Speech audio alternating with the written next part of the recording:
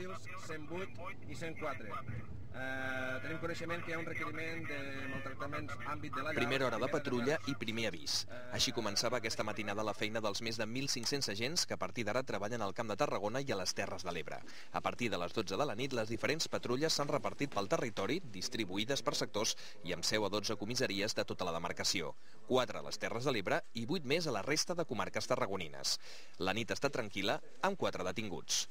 I amb la primera llum del dia comença també la primera patrulla diurna a la ciutat de Tarragona. Són patrulles de control, però si sorgeix qualsevol incidència, ells són els primers en actuar.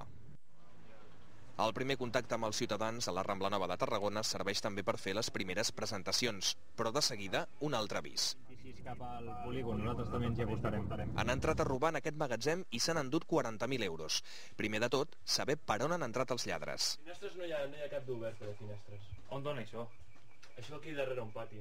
Sergent, els 2 tornavisos trobats a dalt dels blocs. Després de recollir algunes proves al lloc dels fets, la patrulla es dirigeix a una de les 2 oficines de denúncies que hi ha a la ciutat de Tarragona. A partir d'avui, els ciutadans tarragonins veuran més presència policial al carrer. Serà el futur de patrullatge en aquestes comarques. Presència activa, continuada del cos de Mossos d'Esquadra. Molts dels agents que avui s'han estrenat, però, ja es coneixien al territori. Han estat 6 mesos fent feines de reconeixement i establint protocols d'actuació. David Izquierdo, TV3, Tarragona.